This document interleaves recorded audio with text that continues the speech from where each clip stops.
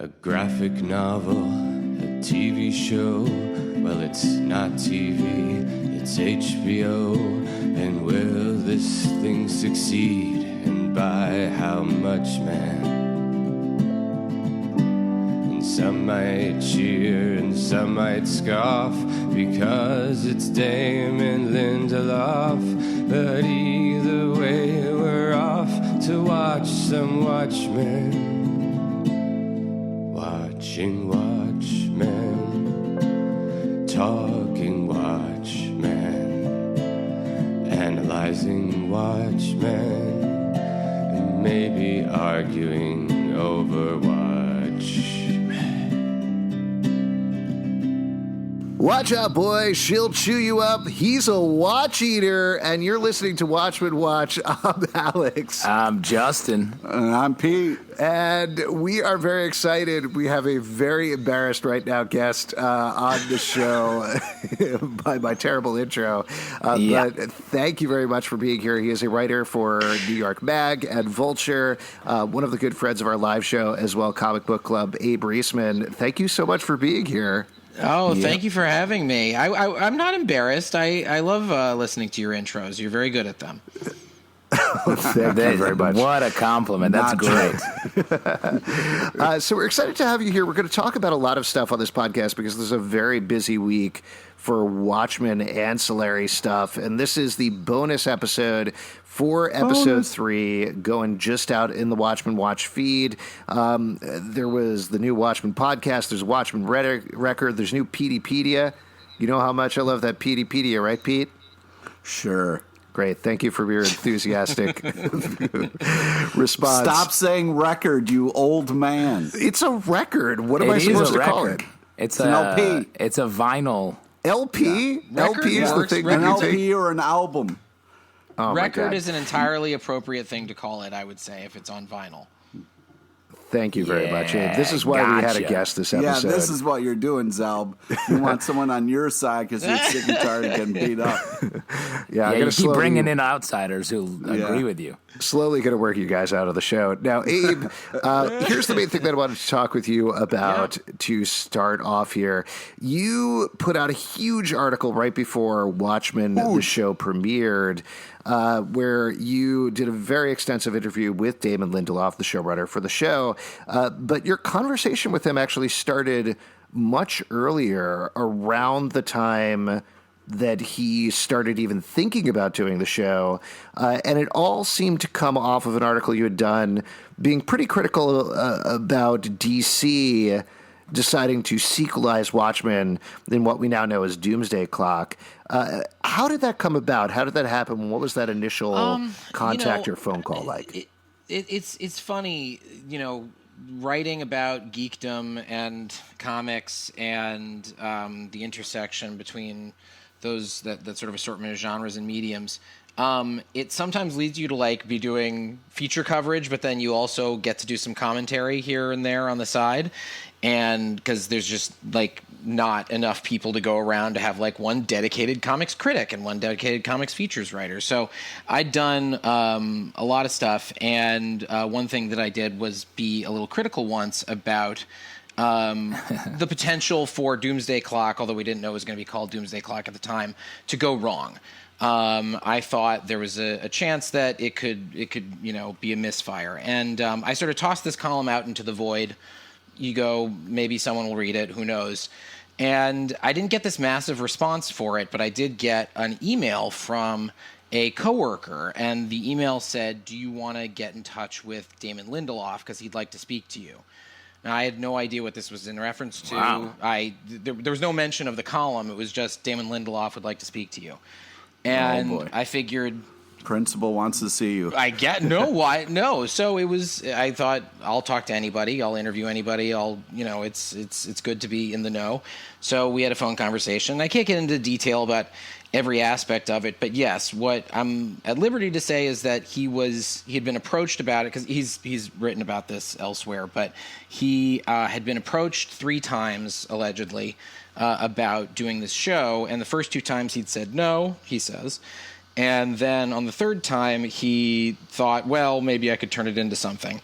And so he called me around when he was thinking about that third time. He'd been asked, and he was like, hey, you seem like somebody who's going to have a critical opinion about... Sorry, we got linked up and we got on the phone, and it was like, you seem like somebody who would be critical of somebody doing Watchmen badly and who might think that it's unethical to be done in the first place.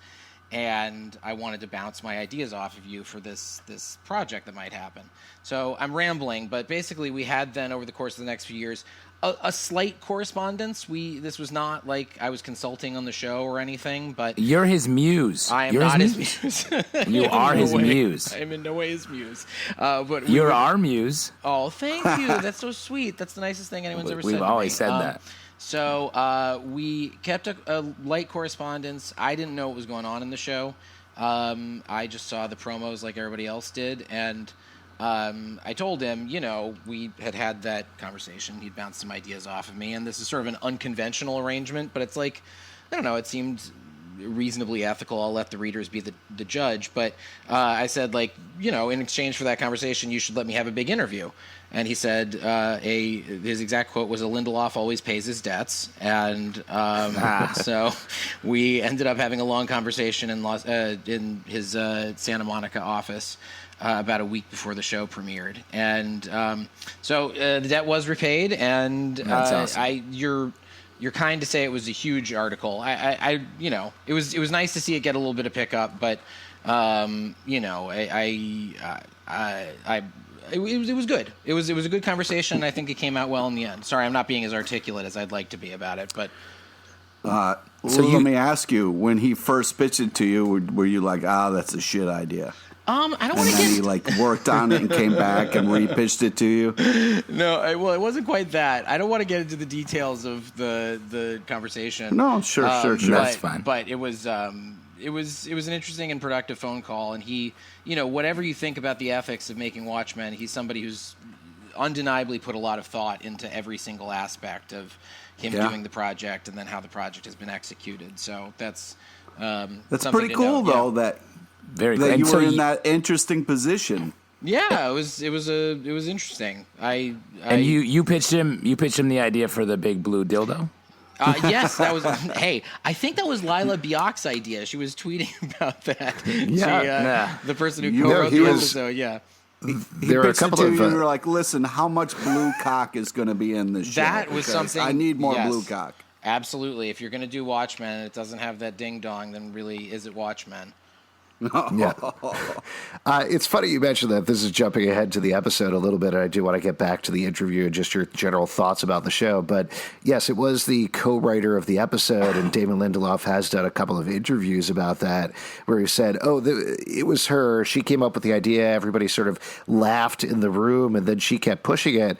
And a number of the female writers really, no pun intended, but fleshed it out and figured out what it was and why it was important. I'm sorry. You're better than that. Sorry, wow. don't You're focus better on than that. Come on. No, I'm not. I'm not better than that. But my point being, it's this funny thing where he's like, I want to give all credit to every other writer except for me, where it's felt like, that wasn't me, buds. But at the same time, it's nice of him to give credit.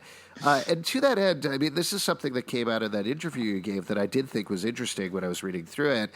And it's come out through subsequent interviews as well, where he seems very ready to throw the credit to other people, which isn't necessarily a rarity for showrunners, but certainly different. And I was curious to get your impression on that, Abe, based on the conversation. I think, one of the things that came through in our conversation was Damon has a lot of feelings about whether or not he should have done the show in the first place.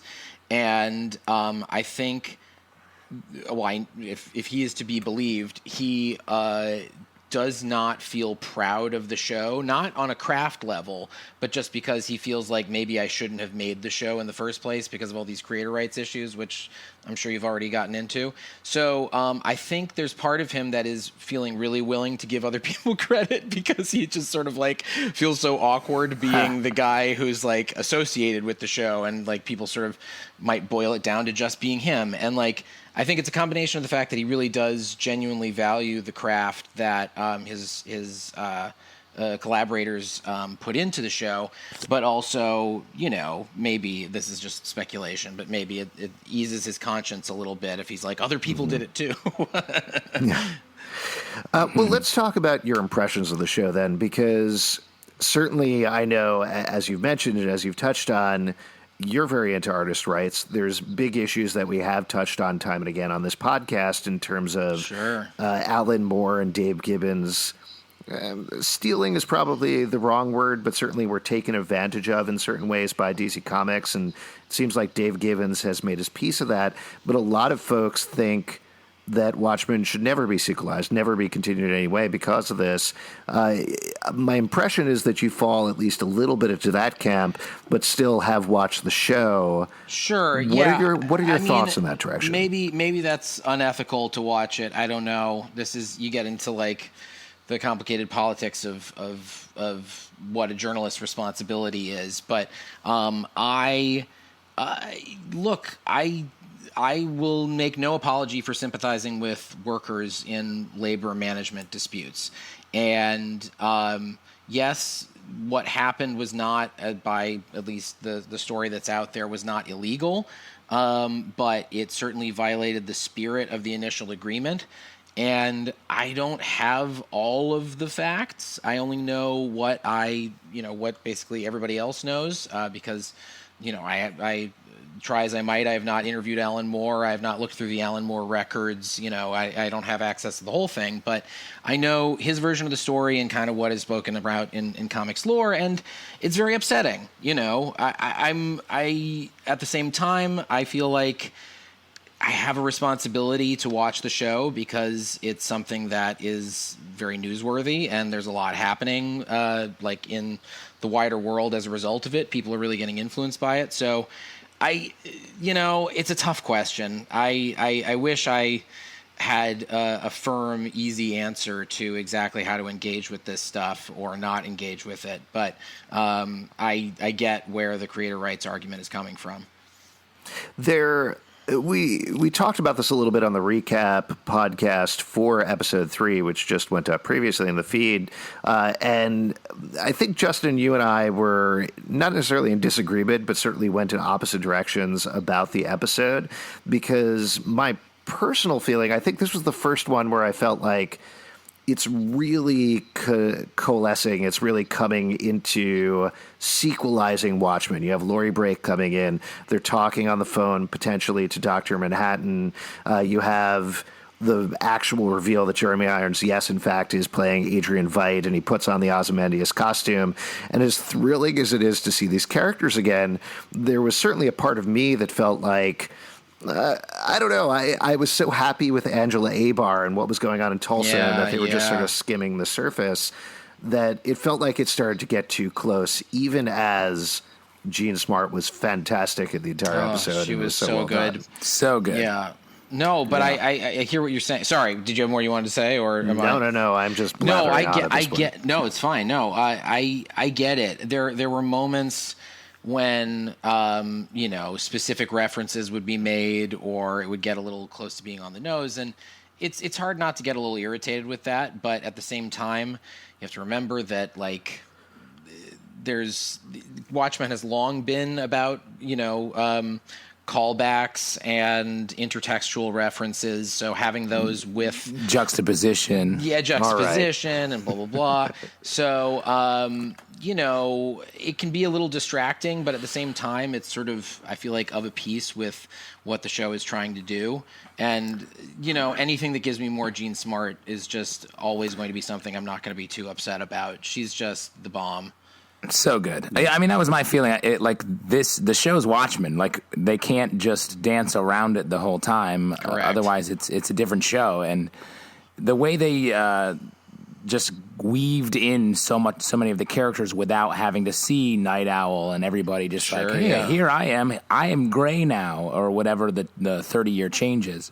Yeah. I thought it was just really well done, and it made it truly the Watchmen show, while not losing any of the momentum of all the more interesting race commentary and everything that was going on before. Totally. Can I also give my really quick? I want to give my fan cast for who I want to have be revealed as playing Night Owl. Yeah, Paul Reiser. I think Paul Reiser is exactly what I want from that. Wow. I know. That's great. I mean, he's busy with Spectrum's Mad About You revival and several other things. Alex, don't throw your Mad About You shade here. All right? Listen, nobody wants I that. have always, you know this, I have always wanted to see Paul Reiser's penis. And if we could see that on the show, I'd be chef's kiss. Very happy about that. Yeah. Justin, Pete, do you have a fan cast for Night Owl? I mean, Paul Reiser's good. He's so goofy. But I know, but I feel like he'd want to have an opportunity to bring the pathos, right? Like I feel like you give him an HBO role and you're like, you're on a prestige show here. You'd get to see a new side of Paul Reiser. I feel like you'd get a different Paul Reiser. Is there a new side to Paul Reiser that we haven't seen yet? I mean, I don't know. Are you giving him too much credit? I don't know why you guys are No, so he's done anti-Reiser. some cool stuff. Can I take a step back here? Because in my head, I got mixed up. You said Night Owl, but I was like, what I heard was Paul Reiser as Dr. Manhattan. That's why I said the thing about the penis. I assume that when you started talking clarify about Paul Reiser's penis, unless you thought that Night Owl was going to be completely nude the entire time. I mean, it's HBO. You can do a lot of stuff. Yeah, let's see it. Man, they killed horses for one of those shows, so they're good to go on whatever. That was more of an accident, I think, Alex. Debatable. God. So anyway, Larry David is Night Owl. Yeah, that's perfect. There we go. That's it. Yeah.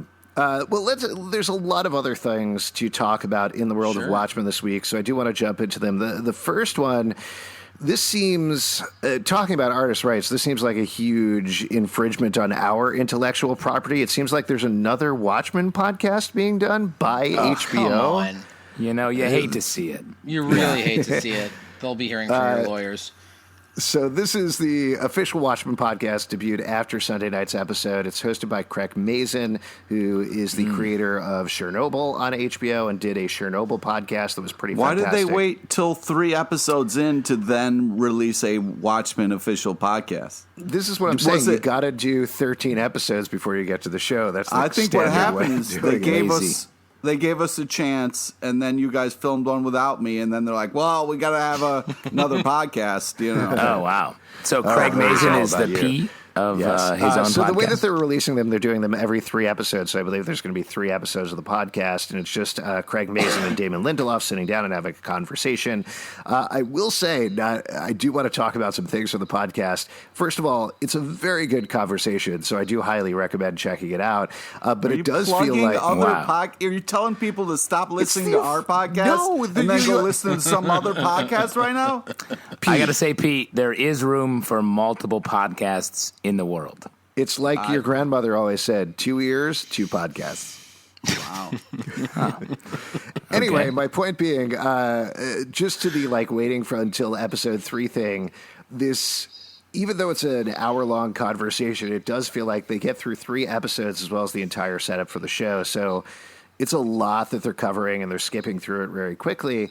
But like I said, it's a good conversation, particularly if you haven't been reading obsessively every single interview with Damon Lindelof.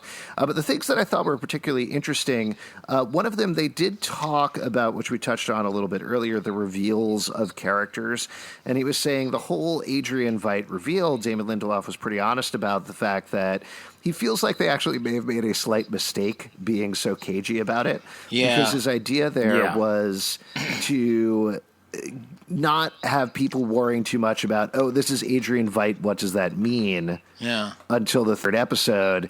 And so instead, everybody focused on who was Jeremy Irons playing and potentially got upset about it. Right. What's your take on it? Do you feel like waiting until this 3rd episode was the right idea or the wrong idea? Abe, do you have any takes? Do I have any thoughts on that? Geez. I mean, I get why you'd want to be cagey, but at the same time, I actually forgot that they were even being cagey about it because, full disclosure, the Wikipedia entry as of months ago said that he was Veidt, and I was like, oh, I guess HBO must have made that public, and I just missed that.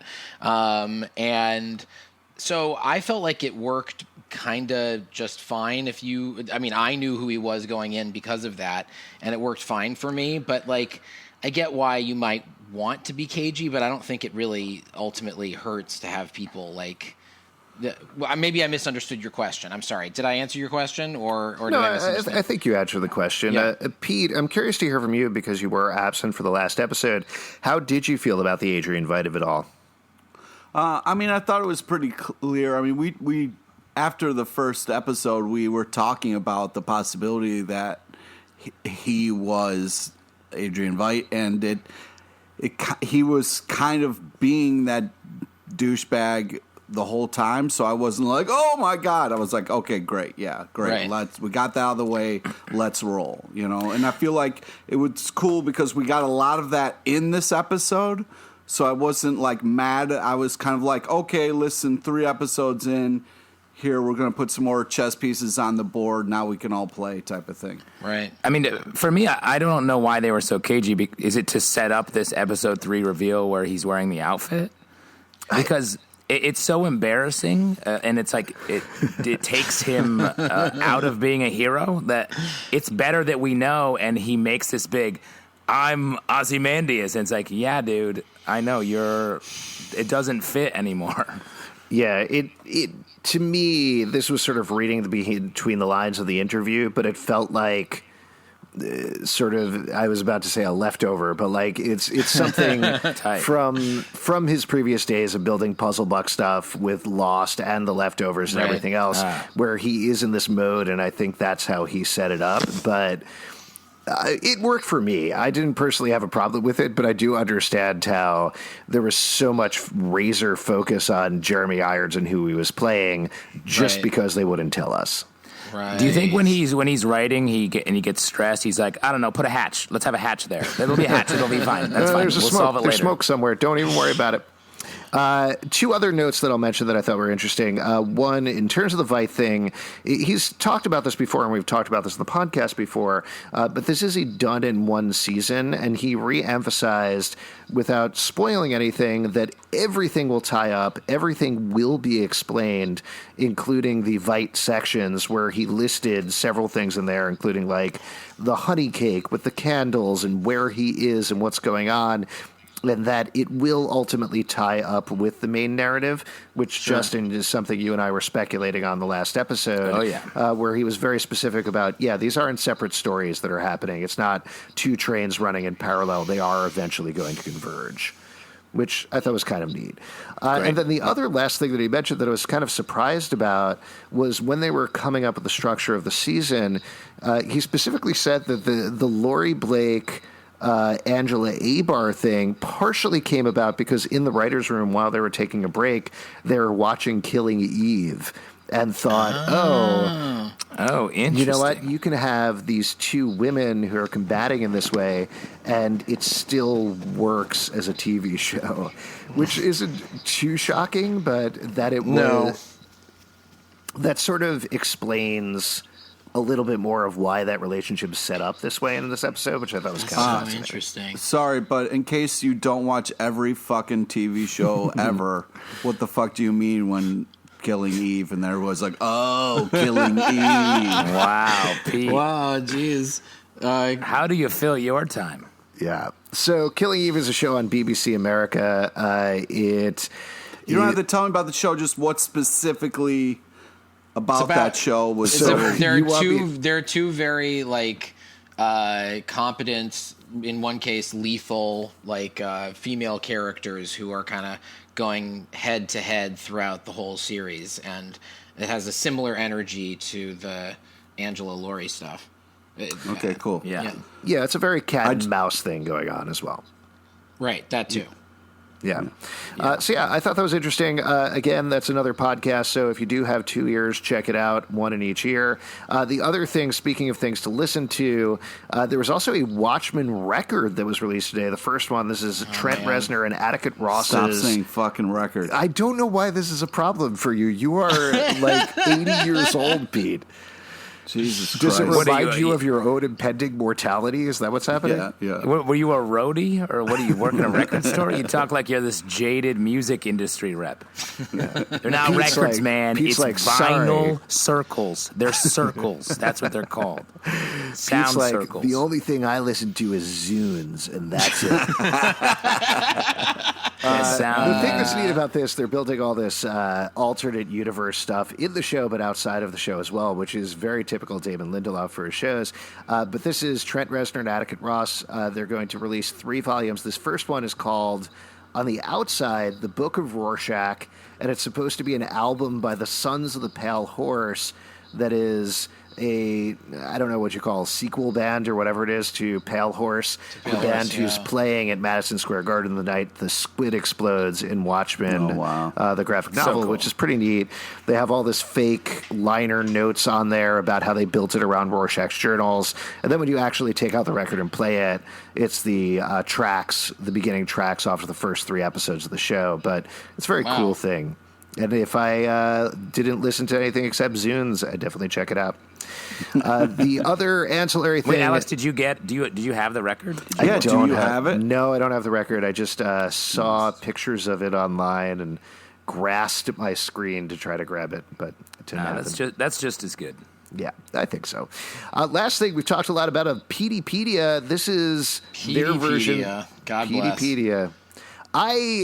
I have an outstanding question, which I feel like I should just ask HBO, but I feel like it's more interesting to just wonder about. Who is writing this Petey-pedia stuff? Because I don't know if it's the writers or who, but it's supposed to be like the back matter in Watchmen. The 3 things that they put out today, the first one is a memo from Petey, who was introduced in the last episode, Officer Petey, Agent Petey, and it's him doing a skewering review of American Hero Story because he managed to snag 2 screeners of the first 2 episodes.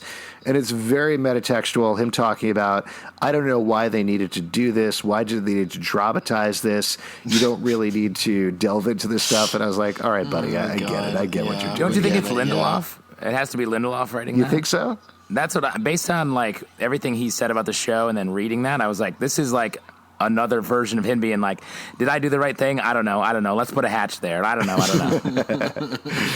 And the one interesting alt-universe detail that's mentioned in there is that in this world, American Hero Story is written by the, I believe, grandson of the dude we get to see in Watchmen who wrote the script for Adrian Veidt, the pirate comic writer who died. Yeah, I'm blanking on the name, but I thought that was an interesting detail. But yes, I know you're talking about, yes. Yeah. And it's particularly an interesting detail given that they're dealing with, in the recent episodes, just grandchildren and grandsons and issues of, I don't know, passing things down because you have Senator Keene Jr. as well. So, I don't know, just more of that. Legacy. Exactly. That's the word that I was looking for. The 2 other ones, there's one that is an article from the New Frontiersman called White Flight to Mars, where they recommend that all the white people leave and go to Mars to live with Dr. Manhattan. There's a note about John Grisham, who you see on a newspaper, is running for Supreme Court. I think by this episode, he's no longer in the running for the Supreme Court, right? Justin, we were... I think it's a different name. Okay. Grisham was in the newspaper, and this is like McLaughlin or something. Oh, okay. But Grisham, in this New Frontiersman thing, wrote a book called The Pelican Deposition, which is very silly. Yeah, instead of The Pelican Brief. That's how the world is different. But the last one is actually the most interesting. There's some evidence that they put there, and one is a letter from Keene Sr. to Judd Crawford, Don Johnson's character, who was killed. Judd Crawford's character used to work for Senator Keene, and I believe they say this in one of the other materials, saved his life. The most interesting thing to me is at the end, there's some obscure references from the Elder Keene talking about an order that they are all part of, and there's a logo that very much looks like a squid eye to me that kind of set my alarm bells off, and I wondered if they might do something where Adrian Veidt was not actually in control of this plan, or his plan was part of some larger plan or something like that, which seems crazy to me. Yeah, I don't think they would go back and retcon. I can't see them points. retconning it. Yeah, that's not. I mean, you never know, but I don't see that happening. Maybe more likely somebody figured out what had happened and they decided to keep the secret, and so they're like the what are the guys in Indiana Jones and the Last Crusade who are meant to protect the Grail? And so the Knights Templar. God damn it! Yeah. Like, I feel like maybe that's what it is. They're protecting the secret and stopping anyone who's trying to reveal it. Yeah. Before The we squid get eye is into watching. before we get into any of your listener tweets, let's talk about the episode 4 promo. Justin, Pete, you guys both watched it. Any images, takeaways, things you're interested about for episode 4? I mean, this one's a little lighter on imagery. It feels Lady True feels like she sort of owns at least the first half of it. And then introducing her, feels like this episode is going to be like her big step into the world. And then there's some Sister Knight is throwing a body or something in the garbage. Something happening there. New tower, eighth wonder of the New World. Yeah, because they made not a big point, but it was like, hey, everybody look out the window at this tower thing. That's going to be important later. And then we kind of got this thing where it was like the tower's been updated, or I don't know if this is a new world or whatever it is, but it's kind of a different kind of take. And I thought maybe if it's this thing of like, you can call Mars, I'm wondering if that tower like can take you to Mars or some kind of crazy shit. So it's interesting. Not that the show has been shy about anything, but my impression from the promo, because there is so many wild things going on there, is it feels like now that we've gotten past Laurie Blake, Dr. Manhattan, all of this basics of Watchmen, that the shackles are off and away and they can start to get crazier with this imagery, which is exciting to me. Yeah, but it's also kind of insane. I mean, the show's been crazy since it started, so it's kind of crazy to me that you're like, all right, now the show can get crazier. It's like, what the fuck, man? Come on, man. Where There's will it end? squids raining every day. Every day here. Let's get to some tweets from you listeners who sent this in. First couple of these are from John George. He says, and by the way, if you ever have any questions or theories or anything, hit us up, WatchmenWatch1 on Twitter. We put up a thread every Monday with the promo where you can respond there. That's super easy for me to call them, but feel free to send them whenever to us. Veidt is clearly not on Earth, and I think his servants are provided by Manhattan. The creating life comment at the end of the comment, as well as them portraying Dr. M. He's obviously being kept in a gilded cage, hence the gamekeeper, Game Warden, I think, who is probably another clone. And he also says, I still think Dryberg was behind the abduction of Will, would explain Laurie laughing when Angela's car fell in front of her. Not sure whether he passed on the mantle a la Hollis Mason or whether he's on the lam. That's a lot of stuff there, but anything in particular? A lot to unpack. Yeah. I thought she was laughing, but she thought Dr. Manhattan did the car joke, kind of like the brick falling. On God, where it was like a car almost drops on Laurie. I thought that's why she was cackling like a crazy person. It's interesting, actually, because we talked about this in the recap, where that was my feeling as well, that regardless of what's actually going on, she looks up, she sees this red light, she thinks it's Dr. Manhattan dropping a car on her from Mars, but I saw other people online speculating they thought that it was an owl ship that she was seeing, and she was laughing because she saw Dan.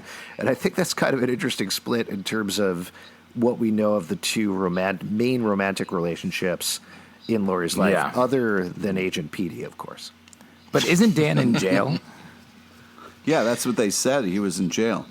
Because that was seems part like of the it's reason pretty she took accepted this that he's in gig, jail. is so she could break him out. But she doesn't seem super interested in him in general. She's not calling him, and he's on Earth. Yeah, I mean, she doesn't have a dildo with an owl on it. She's got a blue that we have dildo. seen yet. Oh, maybe she has a flaccid dildo with an owl on it. Oh, slam. Yeah, serious Dan Dryberg slab. Let's talk. Here's another one. As far as like the where he is, where Veidt is, it was really interesting to me that, like, this guy, like, shot a warning shot and threatened him, but then afterwards called him master. So it really seems like it's all part of this weird thing that Veidt is controlling. He's just kind of having fun with his minions.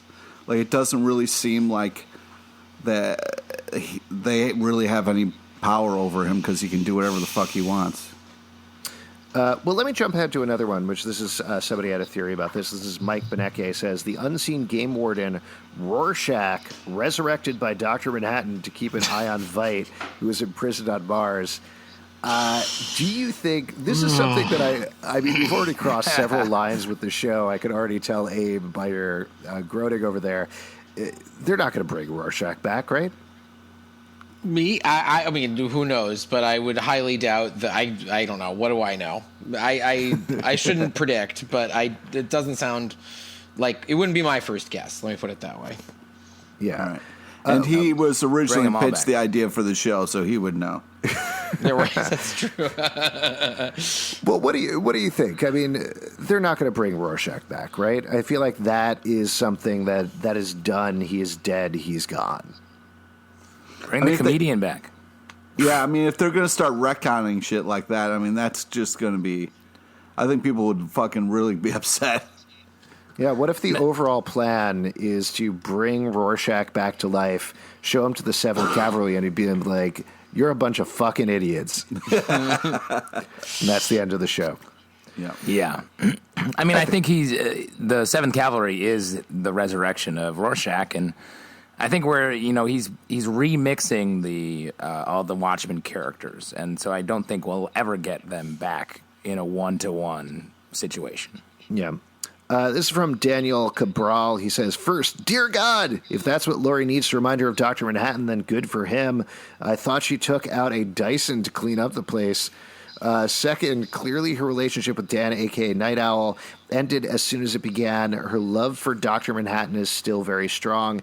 This is, I would say, the big conversation I've seen online. Certainly that enormous blue dildo is... like, you can't not talk about it or think about it. But I've seen a lot of contrasting opinions in terms of what it meant, what the impact of it is, what it said about Laurie and her relationship with Dan or Dr. Manhattan. What's all of your take on it? I mean, just because someone has a giant blue dildo doesn't mean that she can't love another person, right? I mean... Wow. If I had a dime for every time I've heard that sentence. Yeah. What do you think? I don't know. I always feel bad, like, trying to predict too much about, like, what's going on in character motivations, like, this early. You know, we just saw Laurie. Like, I don't know what's going on inside her head exactly yet. She clearly has affection for both Dan and John, but, like... You know, I don't know. She's also cold as ice and has no problem shooting people. Sure, yes, but I can't read her mind. I'm curious to see how they end up playing that out.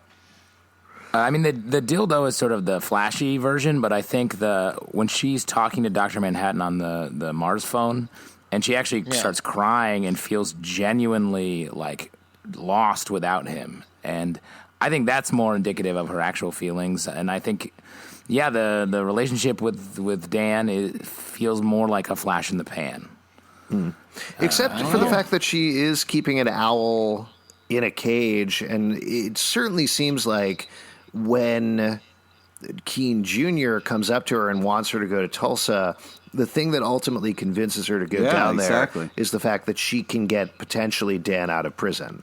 I feel like she's the owl is her watching her roommate's pet kind of a situation. Oh, boy. That's her owl, man. Oh, you think so? You don't think that's his owl? How long do owls live? That would be so confusing if it was like, oh, this is an unrelated owl. Yeah. No, I don't mean her. I mean, relationship-wise, it's like she's taking care of the owl that's Dan's. It's not another owl that happens to be a pet.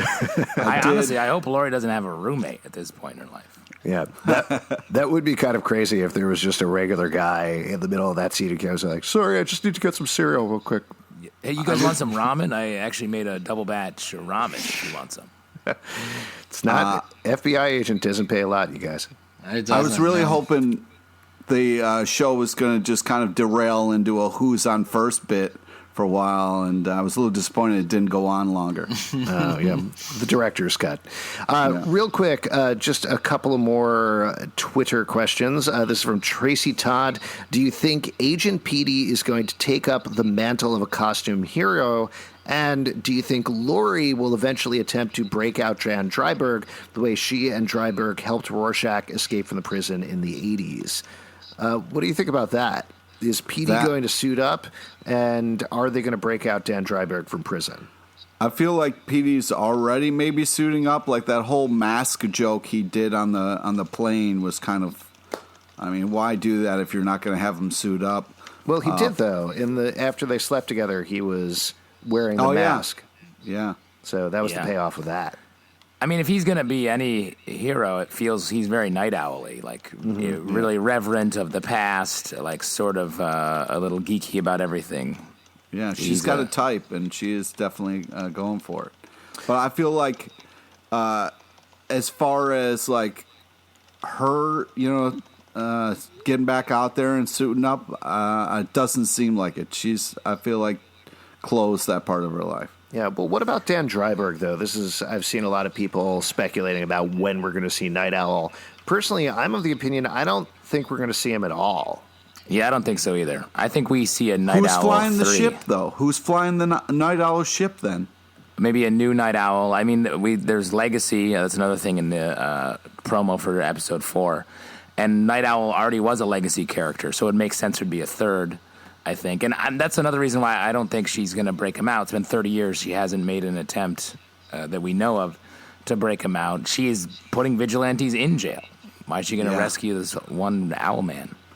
Yeah. Why are you going to rescue one owl man, buddy? This is from Rockdale Tiger. Petey-pedia's evidence letter gives some insight into how Judd came into possession of the painting, more evidence that the robe was passed down, and what is the order? Clan? Something more? Sorry, I forgot to mention this, actually. So they actually explain the title of the episode, the martial feats of Comanche... what was it? Horsemanship. What? Horsemanship, right? Horsemanship. So that was a gift from Keene Sr. to Judd Crawford. And the interesting detail they have in there, which they explain at length in the letter, is that the reason it has that title is because it's actually a copy by the artist himself, because he didn't want to give away the original painting. So... certainly things you could potentially read into there. And he's also asking about what is the order that he refers to, which we talked about a little bit earlier as well. And the last thing I wanted to mention, this was actually something that came up on our Patreon Slack. If you'd like to join that, patreon.com/comic book club. There's been some great discussions about Watchmen on there. Justin, this is huge news. This is from Will on the Slack. He says, breaking news from 20-ish years ago. I just found out that Damon Lindelof wrote for Nash Bridges back in the day. I knew it. That's the connection point we've been missing. Yeah, My murder board is complete. Nash Bridges is who Don Johnson is playing in this show. Yeah, there you go. It makes sense. Absolutely all makes sense. All reveal. Of you, thank you so much for listening to our podcast. Abe, thank you for being here. It's always a pleasure. I'm a big fan of y'all. So great to have you. Yes, keep on watching. You're our muse. What would you like to plug? Is there anything of yours you'd like to plug before you go? I'm trying to spend less time on Twitter, but you can always follow me there. It's twitter.com/Abraham Joseph. You can go to my website, and that is abrahamriesman.com, Riesman, but you can also misspell it and do Reisman, and it still redirects to the proper site because I'm a genius. Keep an eye out. I'm currently writing a biography of Stan Lee for Penguin Random House, and it's supposed to come out fall 2020. So that's not right around the corner, but keep your eyes peeled. Couple of things on our end to plug before we wrap up here. We'll be back with the regular recap podcast right after the episode on Sunday, so do check that out. But in the meantime, as mentioned, you can follow us at Watchmen Watch 1 on Twitter, Watchmen Watch Podcast on Instagram or Facebook. Also, we do a live show every Tuesday night at 8 p.m. at the People's Improv Theater Loft in New York. Come on by. We'll chat with you about Watchmen. Comicbookclublive.com for this podcast and many more. You can subscribe and comment. Please do comment. It helps us a lot on iTunes, Android, Spotify, Stitcher, or the app of your choice. And remember, we taped this podcast 35 minutes ago.